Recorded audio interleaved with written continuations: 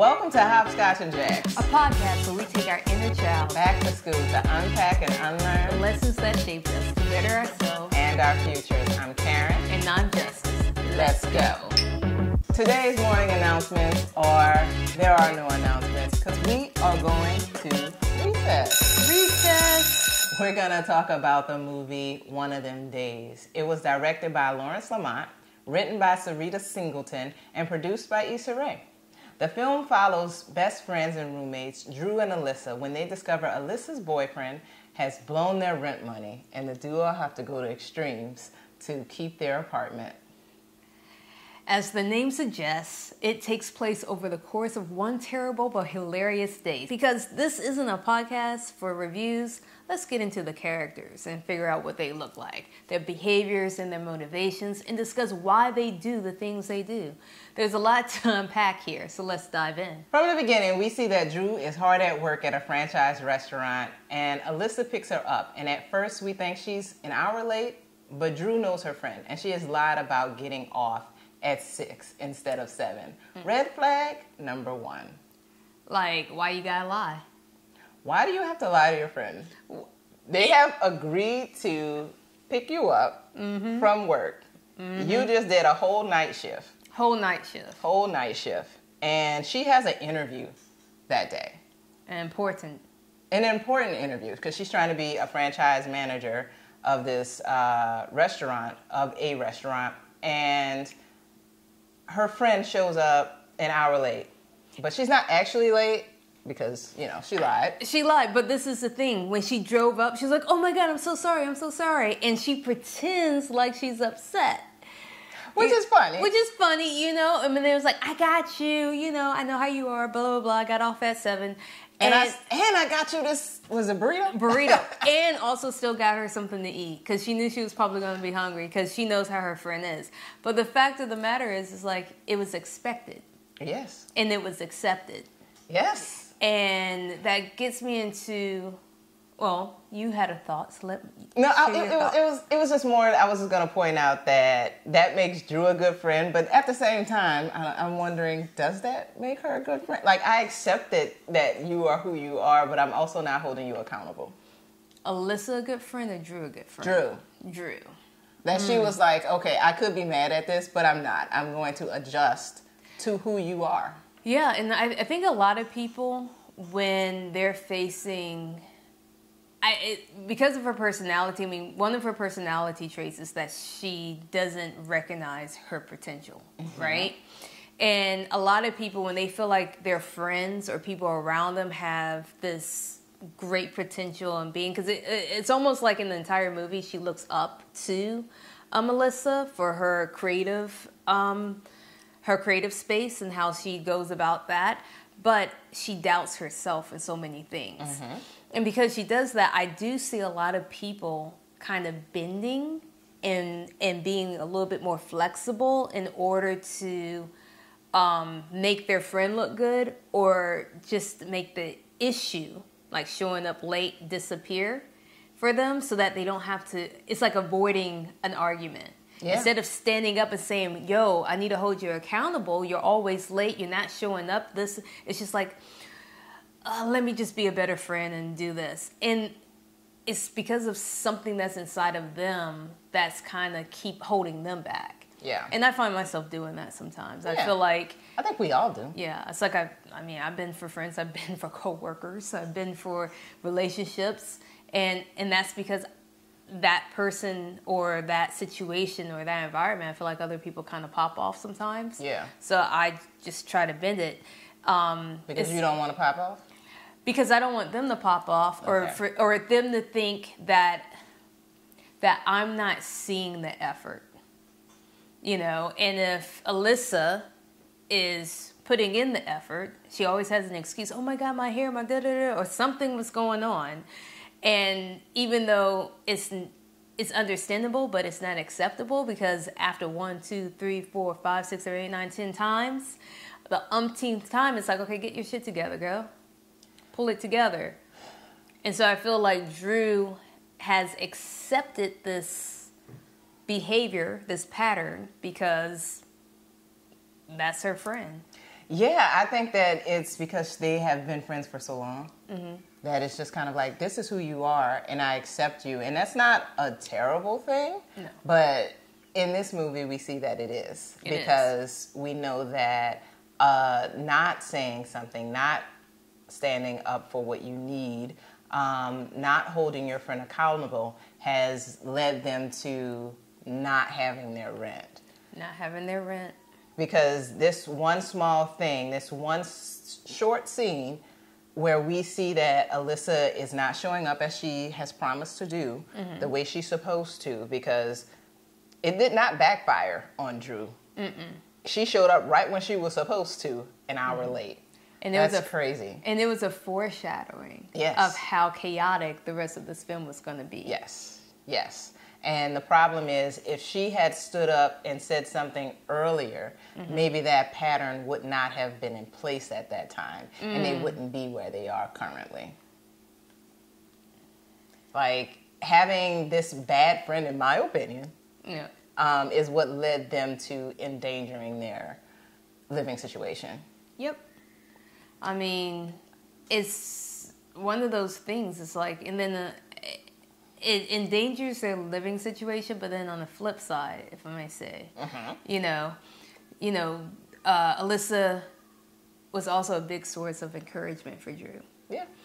While I definitely think that Alyssa's a bad friend, don't get me wrong, and everything, I think Dreux has to hold some blame for what happened as well. I mean, the fact that she did not set boundaries with Alyssa is what led to this. Yeah. And as you said, like, later on in the film, everything that happens, it's because of boundaries. Look, you can be my homegirl, but we have to have some boundaries. I mean, because if you're not having boundaries within your friendship, just you and you, it's going to spill over into your relationships. It's going to spill over into your opportunity to grow and progress in business. Yeah.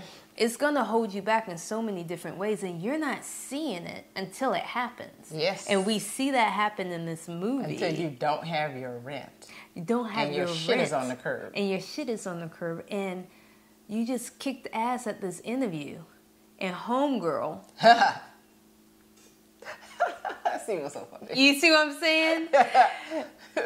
I mean, you're really leading yourself to self-sabotage. Yes. You're taking yourself down the lane that you're destroying yourself by allowing no boundaries set with your friend. It's like she's comparing herself to the other people who work at Norms, that have a resume, that's graduated, that has all their credits, that on paper look like the perfect match. Yeah. And the perfect candidate to move forward with, right? But it's because she's already has that in her head, that it's negative self-talk. Negative self-talk, that these people are already far more qualified than her. She's going to put herself in a position. Sometimes people do it not intentionally, but just because they're got that self-negative talk going on, they put themselves in a position where they are just self-sabotaging themselves. They start dating the wrong person or start listening to the wrong people. Or in this case, Alyssa, she is definitely a good friend for most part, but because she's not capable of making the perfect plan, that doesn't have to be perfect, planning things, she's always late, she's always putting her in positions where she has to now try to save her friend. Yeah. And I kind of think of, like, Alyssa, I don't want to say, she's almost like a narcissist. It's like everything is about her. Everything is about her and how, okay, I need to get mine, so therefore my boyfriend can stay here. I understand you feel uncomfortable, but oh my God, look, it's never about, the entire apartment is full of her paintings. Like, where is Dreux in that apartment? Well, I think I don't disagree. I do think that there are definitely some narcissistic qualities that Alyssa has, but I don't think she's actually a narcissist because she's actually showing up and she's doing things that are inconsiderate. Inconsiderate, and I guess the narcissism that I'm speaking to is the fact that when they did have their blow up, it was about her, and she couldn't even acknowledge everything that she did, and Dreux was the one that actually suffered from it. Yeah. You know, it was still about, and that's one thing a narcissist does. You can tell them the facts and the logistics right in their face, and they're somehow twisted and make it about you. All of a sudden, they take that information, they turn that into a victim, that you're victimizing them. That they're now the victim. And it's like, in the entire movie, I just saw Dreux trying, like, yeah, Alyssa was showing up to try to fix something, but she only was fixing something because, one, she was upset that her boyfriend was cheating on her. Had nothing to do with the fact that they lost the rent. It was like, wait a minute, he was messing around with who? Like, it was about that. It's like, but wait. When are you going to own up that you gave homeboy the money and that he invested it in some type of clothing line? But because when Dreux asked, well, did you get the money? She's like, no, I don't have the money. It was nonchalant about not having the money. Oh, he invested it in a clothing company. Yeah, she was very nonchalant about that. She is someone who is not responsible at all. And won't hold herself accountable for making those stupid decisions. But at the end, I think, I don't even know if it was she stepped up to the occasion because she made a plan. She just recognized somebody's picture and knew that they were going to come get him. And that was just coincidental. Or she was just like, she wasn't down to giving them the money anyway. Right. You know what I'm saying? Dreux was like, give them the money and let's move. She was still sabotaging the entire situation by saying, no, we're not going to give them the money. See, here's the thing. When we talk about that self-sabotage, for me, I think we talked about this prior to, and I was thinking that, remaining friends with Alyssa was Dreux self-sabotaging herself. I agree. And I think that that's true. And I do think that there's an element of that when at the end of the interview, they are standing outside and they're walking by the front door and they're seeing out the window that Alyssa has gotten into a fight with Bertha or Belinda or whatever her name was. I can't remember. But they're fighting and Dreux is like, I gotta go save my friend. She's like, and she runs outside. But first, remember, she was trying to act like, oh no, not again. And tried to be like, I don't know this person. But then her friendship, her loyalty kicked in. Yeah. It was just like, well, sorry, I gotta go. If that was me, I would have been like, let's just keep walking and go over here. So if I'm fighting outside and I'm saying, Justis, and you're acting like a fool, and I'm trying to get this job that's going to put me financially in a better situation, I just for a minute. Somebody take that ass whooping for a minute. I hope you still have your teeth. I hope you still have your teeth and some common sense that's kicked into your head. I hope we don't have a piece of hair of yours just rolling down the sidewalk. It's like, at least let me finish signing the paper. Like the ink, the pen was almost in my hand. That is terrible. Bro, like, no, bro. Are you the terrible friend? No, bro. It's about, I have been self-sabotaging myself for years and putting my needs to the side for other people, and those other people not recognizing it. So when I saw that scene, I was like, this is girl, terrible. Take your ass back into that room and act like you didn't see what you just saw. And then once they're out of the way, they can no longer see what's happening. Take your ass out there and show up for your friend. And if Belinda has killed me, then I'm going to give you the best funeral ever. That is so terrible. You know what's funny? I kind of agree with you. I kind of, just a little bit. A little bit. And it's just more, I would have kind of done the, okay, so I appreciate this is so great. My meter is, I gotta go. But I cannot wait to hear more about the program, and I hope that we get to do this again or whatever. Yep. I definitely would not have run outside. And you know, I'm the friend You just said down. that you're not going to run outside. Did you not just say that? I just said that Yeah. I would have done the same You thing. have gone out to the But side door. I would have gone out the front. And you just kept walking by like this? No, I would have been like, hey, let me try to break this up. But here's... Oh, you try to show up as a hero. But here's the difference. I am me, and Drew is not a fighter. Neither one of them are a fighter. Apparently, they got ass beat. Whipped. They got their How asses you going to let someone whipped. sit in your head? I don't understand. How you gonna let someone sit in your Well, head? we're talking about a different situation. This is a fight. Yeah. So... Why do you always take it there? Every episode right you be there. It was going. right You be there. going. I'm the I don't know. Scorpio. What's your problem? I'm a Capricorn. I'm just saying, I'm the Scorpio. I saw an opportunity. And you just head first. Anyway, Going swimming. The point is that was a moment of self-sabotage for me, in my opinion. I agree. I don't hate her for it, because I do think that is how a good friend shows up. But at the same time, the fact that Alyssa called them to this place is the self-sabotage that I want to talk about, because Alyssa does it constantly. She does not learn from her mistakes. She does not. And this is the thing. If homeboy just, number one, homeboy's cheating on you. Number two, homeboy left your ass when he overheard the conversation, shoes and all. Number three, you know how much he's disrespected you and your friend. Mm-hmm. And you've already made a pact with your friend that you were going to stop communications with him. She did not. And you text this mother. This is why she's a narcissist. Because she had to prove to him how a real man with a job worked. Took this young guy. No, she deserved that ass beating. Because, let me tell you.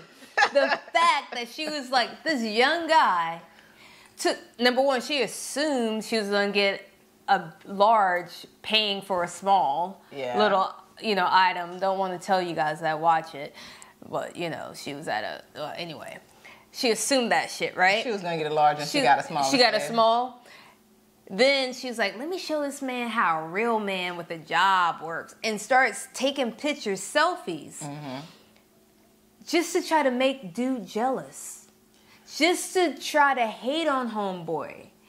And guess what? It backfired. Okay. Now, it helped her. She got what she wanted. Now homeboy gave her a large serving instead of the small, because now he's like, oh my God, this beautiful woman just took a picture of me. But she's done something for him. She's made him feel good. Before, she was just asking for some shit for free and giving nothing. But she wasn't making him feel good on purpose. It was her own selfish, narcissistic reasoning to make homeboy jealous. I do just want to say that narcissist is a thing that is very, very popular right now, and most people don't meet the criteria. Well, she meets that criteria. She has narcissistic qualities. She's there. Okay, she's a narcissist. Yes.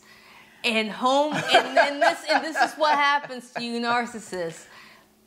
Homeboy is a little pussy and had homegirl next to him who looked at that video, was like, I know exactly where she is. Yes.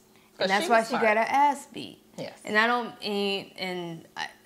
mean to say he's a little pussy. I know some men people might take offense to that. Because pussies are strong. It's very, yes it is. I have one. A lot of beating. Mm-hmm.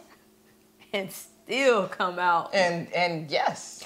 Whoa. So maybe and we'll go back to the original shape, Yeah.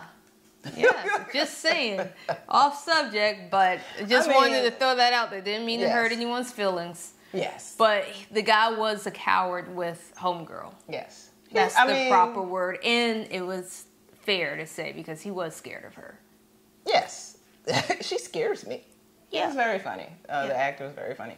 But, yeah, the fact that she never put out her work, she never had a consistent job. Like, there's a lot of things that was up with Alyssa that I have big problems with. Yep. I don't think that she's quite a narcissist, but she's definitely selfish, and she's definitely someone who probably needs some good therapy, and she needs to work on not being self-centered and self-sabotaging.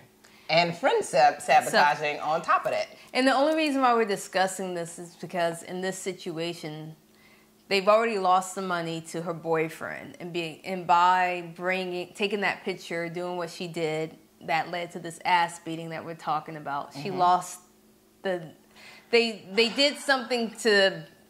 They sold some items. They sold some tennis shoes so that they can make rent, and they finally got it. And because of what she did, and she was feeling too good for herself, she was like, "We got this, girl." Did I just do that? You did. Oh, God. And it came out so naturally. Oh, no. Yes, Oh, it did. No, One more time. No, no, no, no, no. When it's really yes, yes, yes, yes, yes. No, no, no, no, no. But, go ahead. And she lost the money again for rent. Yeah. So they were starting back over. Yes. It was almost like Groundhog Day. Sure. I'm done. Keep talking. But the thing is the fact that she never learns. She doesn't improve. She doesn't show any growth. Yeah. And that's kind of what the next point is that we wanted to talk about. Like, because in the end, I think that the characters' experiences, they show some personal growth by the end of it. You know, and that's the thing for most movies. Yeah. You know, if you watch a movie and you're not seeing any growth, I mean, I don't know. But this movie does it really well because Alyssa starts to sell her art, and you know she makes a plan. Why did she sell her art? Whose idea was Drew. it for? Okay, Drew. Just wanted to bring it back. It wasn't her growing, personal growth that said, "Oh yeah, let's sell my art." It was, I lost the money again. We got nothing. My shit's on the street. What's next, Drew? We're selling your art. Boom. But here is why. One of the reasons why I do really like the movie was funny, so I really like the movie for that reason. But you know, like the lesson at the end of the movie. Yeah. Yes, Alyssa's a bad friend, and Drew is not holding her friend accountable, and she's not setting any boundaries. But their friendship, at the end of it, they come together and it works out because Drew does what Alyssa did for her in the beginning. And several times throughout the movie when she encouraged her. When she, you know, you got this, we got this. I'm ready to be a kept wife. Can we talk about, for a quick second, about how their relationship, how they make so many jokes about them being gay, or references like, I'm ready to be a kept wife. A kept by woman. You or something like, you know.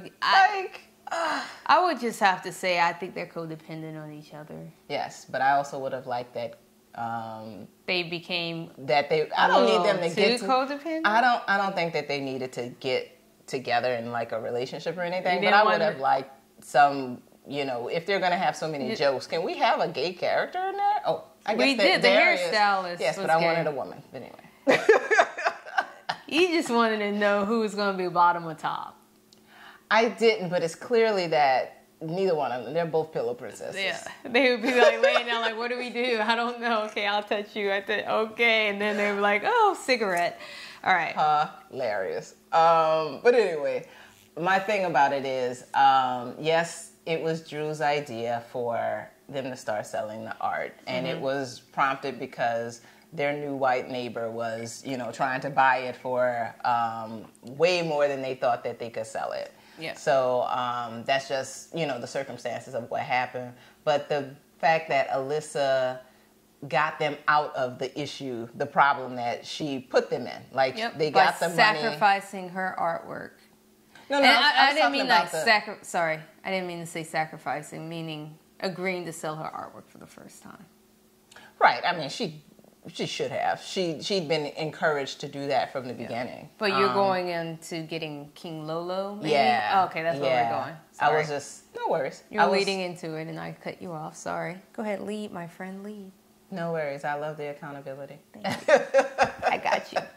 But the thing about the problem that she created with getting the shoes that were for the neighborhood badass who was going to kill them for taking his shoes from the power line.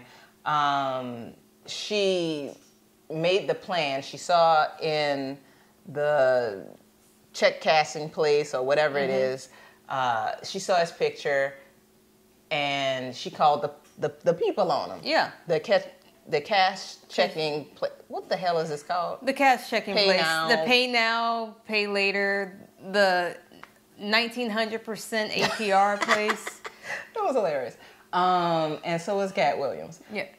Can we talk about Cat Williams? Sure. I thought his character was great. It was kind of like he played Jesus. You know? How? Okay, so I just wanted to say this because he was like the conscience that was trying to let people know, don't give in to this sense of greed. Like, it's like you're desperate right now, and they're gonna take. This is the devil. Yes. I've been here so many different times. You know what I'm saying? And I'm letting you know, do not do this. There's a better way. This isn't, you're not supposed to be taking the shoes off the thing and try. No, this is going to get you in trouble. He showed up to Take heed. That's exactly what he was doing. He was playing their conscience. Yeah. And was trying to guide them down a better path. And it wasn't until the end where he said, you know what? Like, why is he there? You know, it was like, why? How did he show up? Like, he just pops up. That's why I'm like, he's like Jesus, just pops up and you never know what you're dealing with. Well, he didn't have a job. He was like, they garnish your wages. No, he didn't have no reason to have a job. But what was interesting is, like, if you look at his wardrobe at the beginning of the movie and at the end of the movie, it wasn't like he was dressed up for the gods. He was just a little more cleaner, you know? And he's like, no, you're right where you're supposed to be. You know, and I think that's, like, the growth and everything at the end of the movie was significant. That was it. Is like you continue to go down these different paths to solve your problems because all you can see is the problem. Yeah. And you're not seeing the other ways of solving it. And because you are moving in fear, you're making people are going to take advantage of you. You're going to put yourself in situations that's going to cause you pain, cause you possibly death in this movie, you know? Right. And put you... A number of near-death experiences. A number. And what he's saying was like, no. Even though this path may be longer, this path may take longer for you to get there, your integrity, your self-worth, and everything that makes you you, it's worth going this direction. Right. Stop giving in to the bling bling that everybody is showing you and the quick and easy that everyone's showing you. And so I thought that was very significant in the fact that this brings it back to the whole personal growth thing that we're about to say. If they didn't go through everything they went through, and you have Cat Williams say, no, you're where you're supposed to. That wasn't his name in the show. It was called Lucky. In the movie, it was called Lucky. It wasn't until then, I believe, after that, where she had the opportunity to see Maniac for who he was. Right. Because when you're in life going through trials and tribulations and people come into your life and you don't even see them for who they are. You only see them what you think they are. And you don't even acknowledge them. And then once you get your shit together, that person comes back into your life and you see them for who they really are, which in this case wasn't some murderer, wasn't some killer out there on the streets, was a hero. Right. Was a firefighter. Right. Was somebody that had connections to always, ironically, save your life. Right. He always was there to say, you want a honey bun? You need food from this chicken place here. Get in my car. Oh, someone get electrocuted, let me call the EMT. Like, he was always there to save her. That was her savior. But because she was going down, she was being triggered by A, B, and C, and she was being self-sabotaged in so many different ways, and she was like her main goal was to get that money. But she was going about it in so many different ways that wasn't the correct way that Lucky was trying to help her get to. But she couldn't get there, and I'm talking about Drew. She couldn't get there until she accepted all of her shortcomings. Yeah. I mean, I like your take on that, except the one point I want to bring out that, yes, he's a firefighter. Yes, he is a hero. But I think that she saved herself. Not from the fire, obviously. But, you know, I like to see women in strong roles where they're not looking for a male hero. savior. Yes, I understand that. Yeah. But he saved her life. I mean, he literally saved her life. You know what saved her? What? Was her recognizing that neighbor that moved in, the Caucasian neighbor that moved in and saw all the followers. It was like, oh, we can do something with this. We can get her friends to come by. Because that brought the lady back. Yeah. And when she saw that, she helped put that event together. And what she did, she was like, I'm going to give you another chance. And she saved her ass with that one. Yeah. Because she had to be herself. For sure. Drew's biggest problem was Alyssa. And a little bit herself, because she's allowing Alyssa to keep her in the same position that she's always been in. Codependency is a bitch. Yes.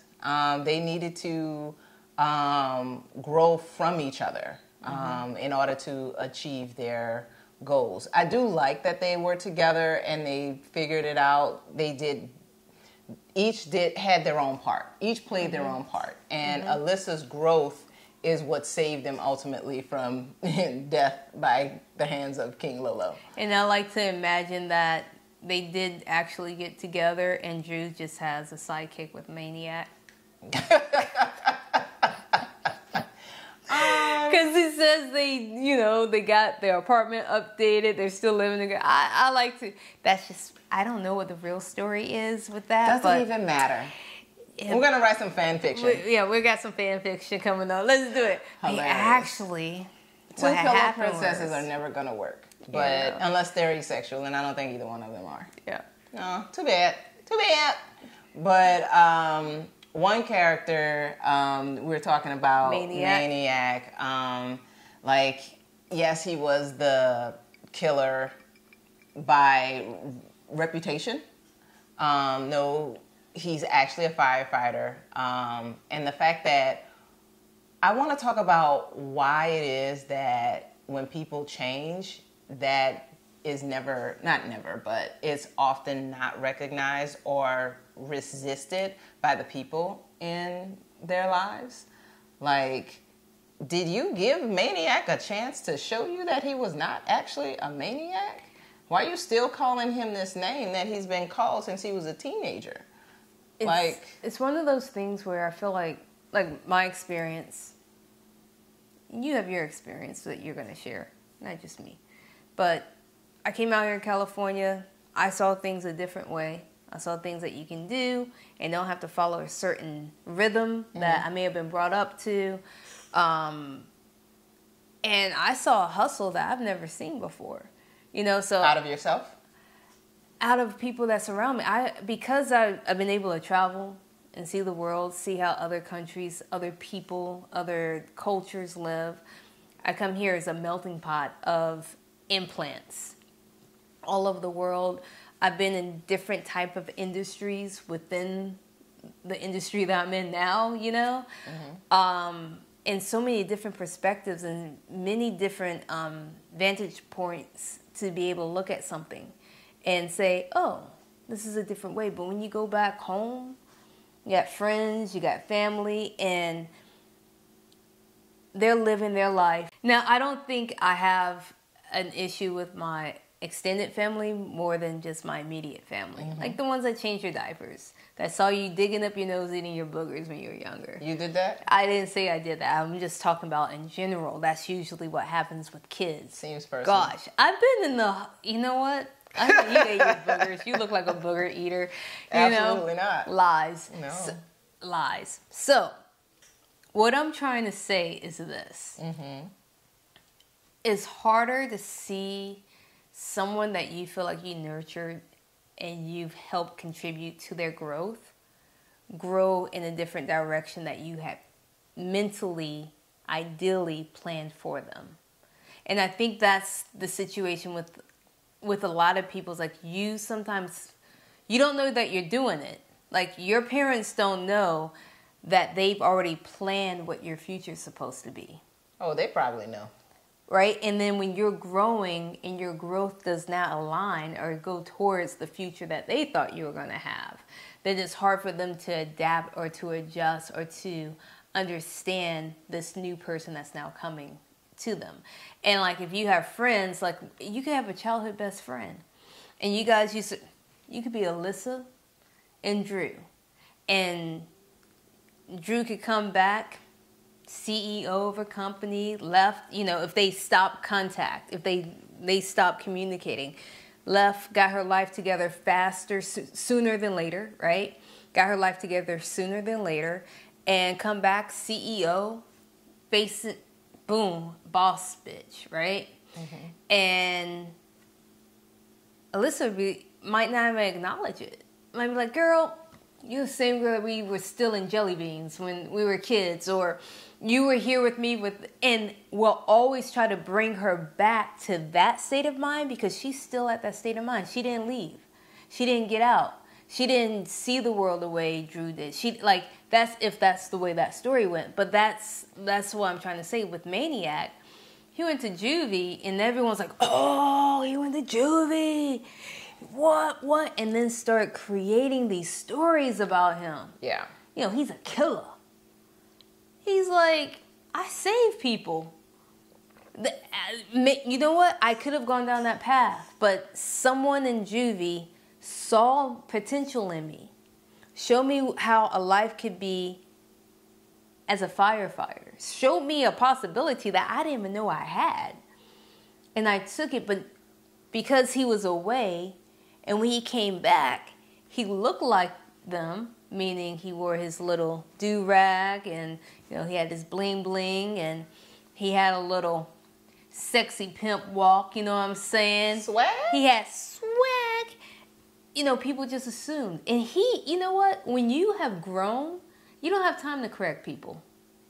You want to think what you want to think? That's good. I am who I am. I don't need to prove anything to you.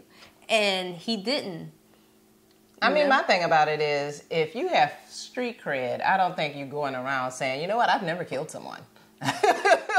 I've never hurt anyone. I just was into petty theft when I was a child. You don't have any reason whatsoever to fear me. Like, I don't think that most people are going to be like, I'm just somebody who went to juvie for a couple weeks and, whatever. But the question is... Especially a man, and a black man at that. But he did try with her. He did try to tell her who he really was. But she was just having so much drama that she couldn't see it or hear it or even acknowledge the fact that he's trying to have a conversation. She didn't give him a chance. And that's what I'm saying. It wasn't until she was able to grow a little at the end that she was able to meet him where he was at. Well, she saw him in his uniform. Don't ruin this moment. Okay. I mean, I feel like you... He was here. She was here. You're giving grace where I don't want to give grace. All right. You know what? I'm overreaching. I'm overstretching. Continue, my friend. I respect your read, though. I respect your read. I just feel like, had she had a conversation with him, because, like, when he was like, oh, I have this emergency, she like, I'm about to do a drug run. But that's how ignorant she was. Yeah. And that's how she was so committed to only seeing him a certain way. Yeah. And, people... We don't get to give people a chance to show us different. Mm-hmm. We just look at them and we see them for what we thought they were, and we leave it at that. And they allow outside influences to help them with their decision. Right. And that's because other people think that way too. Yeah, it's like, well, this must be happening. Look at all these rumors just running me every day. I just need some time to get away from all these rumors. I can't take it no more. My best friend said something, a girl let's know. You know that song? I Did do. you hear I don't that know the one words about though. Michael? Some say he must be gay. I tried to argue, but they said if he was straight, he would move that way. I used to love Timex. Yeah. And you know what? I didn't even know who they were. I just, you know. The Watch?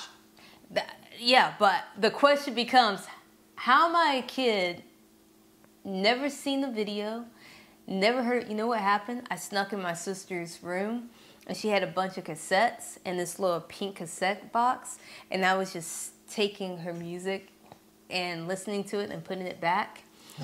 And I came across Sneaky. that, but I think it was more my mom's, like maybe that belonged to my mom and it ended up her thing. I was like, oh, this is good. It eventually became mine. And that was like one of my things I would do, like dance, and I would pretend like I'm singing that song. Had no idea what I was singing until I became an adult. I was like, oh, they talk about Michael Jackson. I was like, what? Anyway. I literally didn't know that until you, and I didn't know it until you just said that, but I didn't think about that until you saying that Michael is gay. And I was like, are they talking about Michael Jackson? Yep. Crazy. Yeah, it was, Crazy. yeah. So, like, as a kid, I heard it, I didn't even know what gay was. I mean, I guess I knew what gay was, but I didn't understand it in that song. But, shut up, I didn't understand that in the song. I was like, must be gay, like, was happy, you know? Yeah. But I was like, and Michael dances, like, cool. You know, Right. everyone wants to, so I didn't think they were talking about Michael. So, obviously, gay is cool. Yeah, so. That's my takeaway from that. Yeah. Thanks, Timex. But, you know, just a little bit. It's funny. The thing about growth is I feel like a lot of people want to hold you in a box, because if you break out of that box, then it looks like you think that you're better than them. Or if you change, am I expected to change? How is it that your growth is a threat to other people? And yet I think people see it that way. Pride, ego. Yes. Narcissism. That ego is big. Narcissism too. Or narcissistic trait. Yeah, we're saying the same thing, but you want to be on the blah blah, even though we're on the cocoa. It's just, I say this phrase all the time. I heard on a podcast that a lot of therapists... You listen to other podcasts? What are you talking about, girl? I'm listening to a lot of podcasts. I'm just messing. I listen to a lot of podcasts too. But, you know, the thing about it, I've just heard a lot of therapists talk about how the buzzwords in social media and how a lot of people are just like calling everyone's a narcissist because they're selfish, and everyone is selfish. Let's be clear. Yeah. So there's very specific and a long list of narcissistic traits to make someone an actual narcissist. And that's a fair statement. And I would have to say, last year is when I started noticing narcissism showing up. But it wasn't that I was looking for it, and it wasn't really going in my social media. It was actually something that was happening in my real life.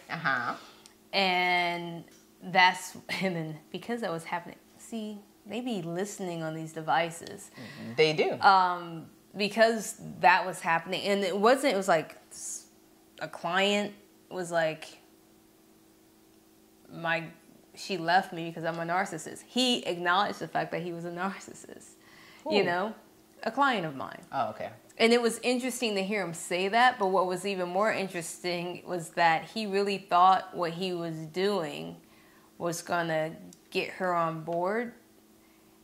And he was coming at it, and that was the only way he could express himself.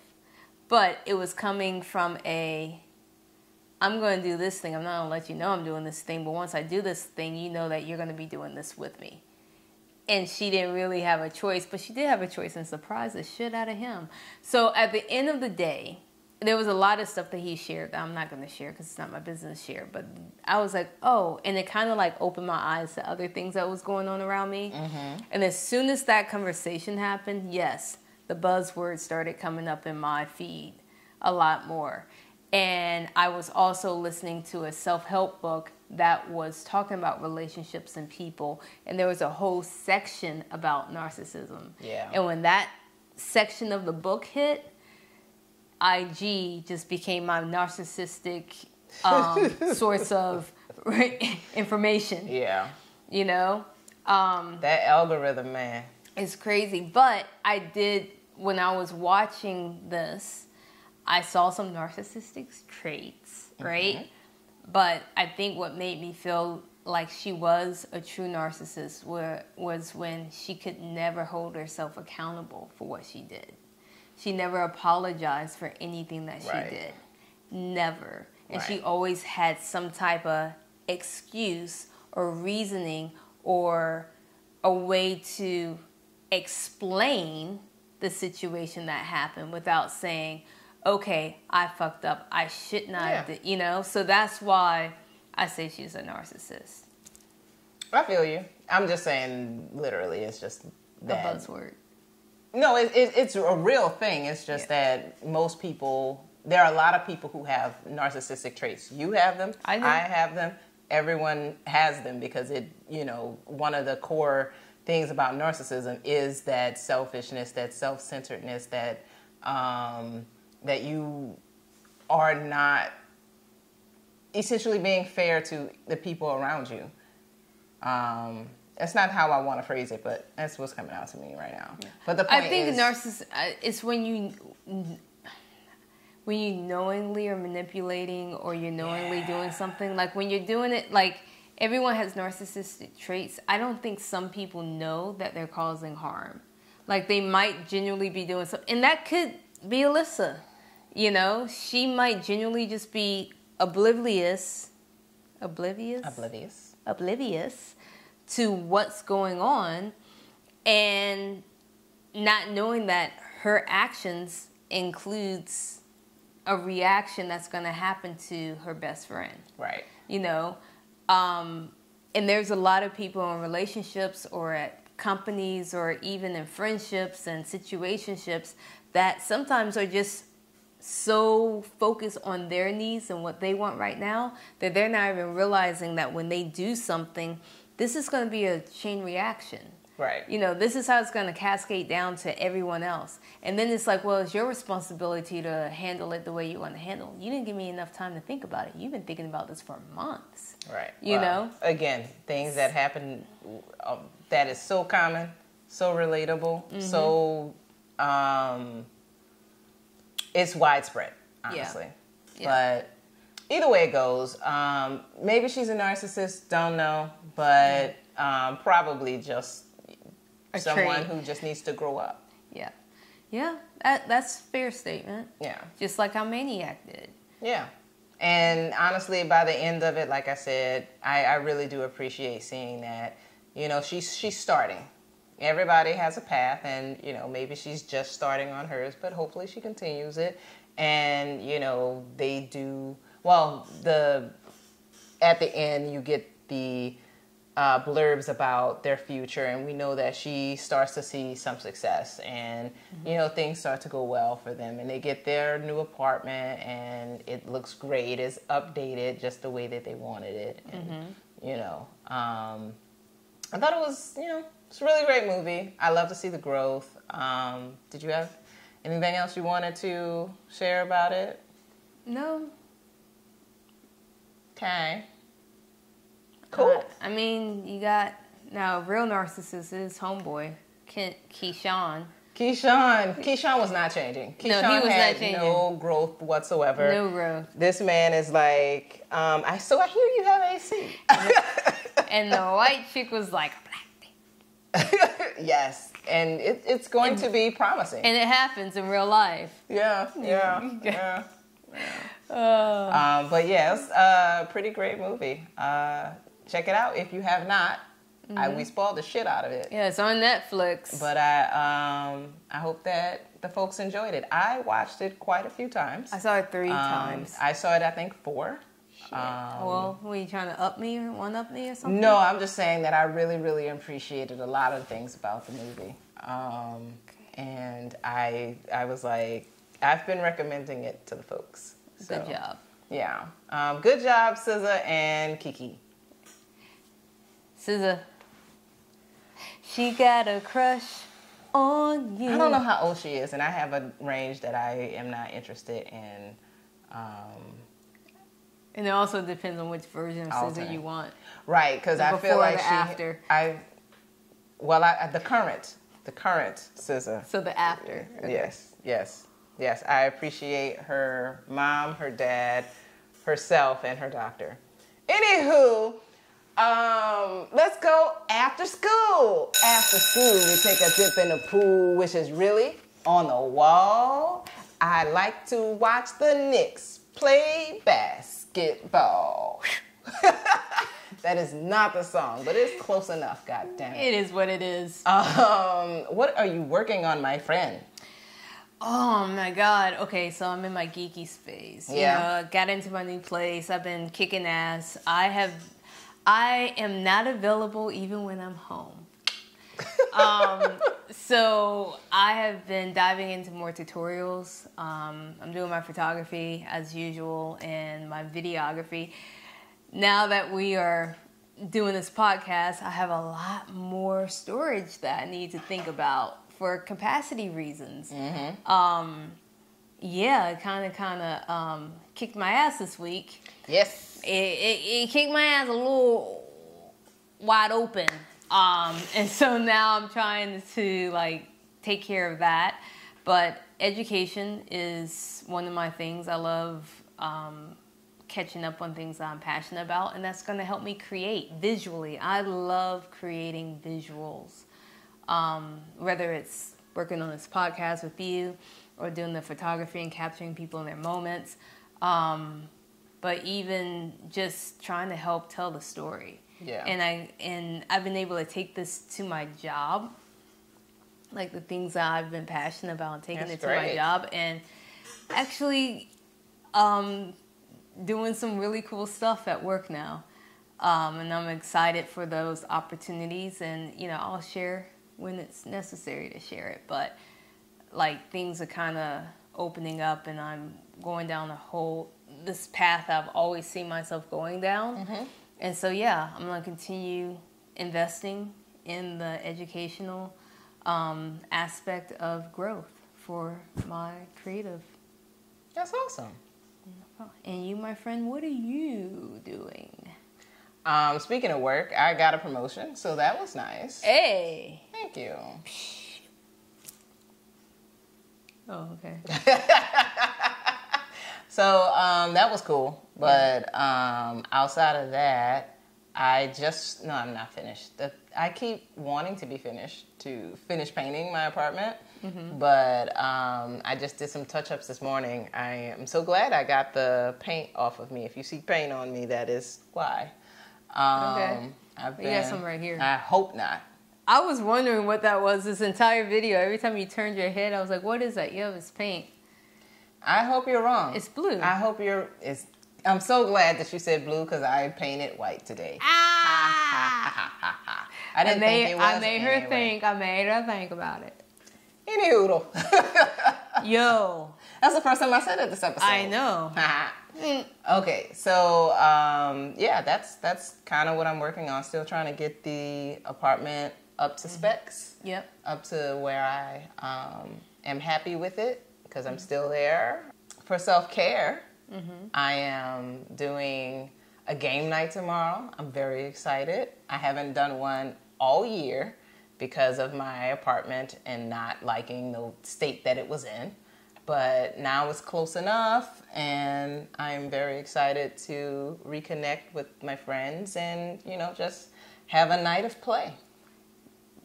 It starts at what time? 7, right? Ha ha ha ha ha. That is so funny you should ask. It starts at 5, but I've told all the people who I think are going to be late that it starts at 4. And it's funny that you say 7? Because you're going to show up when?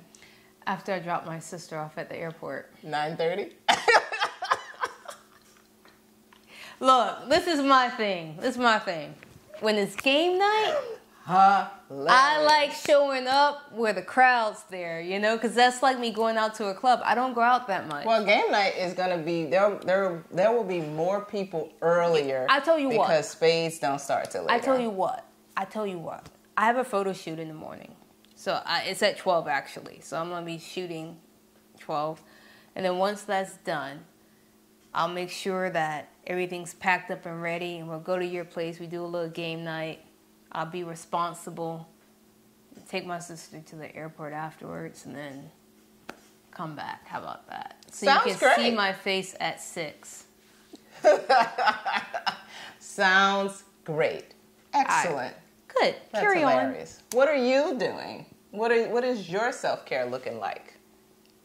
on. My self-care looks like meditation and swiping left and right. Yes, because you're back on the apps. Back on the apps. I am, yes, I have been Every good. other week, I tell you. No, but this one I actually did get back on the apps. I know you did. I did get back on the apps, going to Costco and getting in the kitchen out just wasn't working. It just wasn't working. I'm waiting. I mean, I didn't. People She was waiting. I was waiting, but the people that was showing up was like people with 20 kids. Ooh. It's like, dude, I mean. In this economy? Well, they're at Costco for a reason. Yes. You know what I'm saying? Shit, So I was at Costco. Yeah, You but they were were at looking Costco. for. Yeah, but they were looking for. No shit, Sherlock. What I'm saying, what? There was already families coming down the aisle, and I wasn't trying to add on to a family. I was just trying to meet a person, not cousins and shit like that. Not saying that I have. No, don't get it twisted. I haven't met anyone at Costco. I was just saying. Because yeah. you're not meeting someone at Costco, you are now back on the apps. Yeah, because I think, in this day and age, you're going to have to meet people on the digital platform. But I don't play around. If I'm interested in you, we're going to have to meet in real life. You can talk and Google and ask WhatsApp and not WhatsApp. You can ask ChatGPT how to come across with some sexy text messages. But at the end of the day, it's about this. And if it's not happening, it's not happening. So self-care is seeing how I connect with other people. We're going to have a conversation later about dating when bored.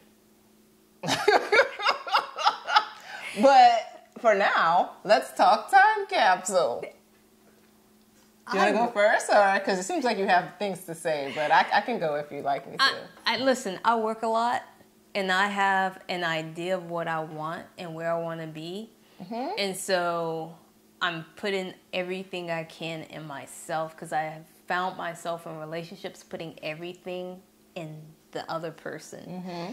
And they're reaping the benefits. Yes. And so now it's time for me to water my seed in my spiritual garden and keep going up. It's leveling up. So dating when bored, I don't date when I'm bored. Yes, you do. No, I don't. Okay. You're not bored. You're just dating because you... I'm dating because it would be nice to share something with somebody. Okay. On the reels. Okay.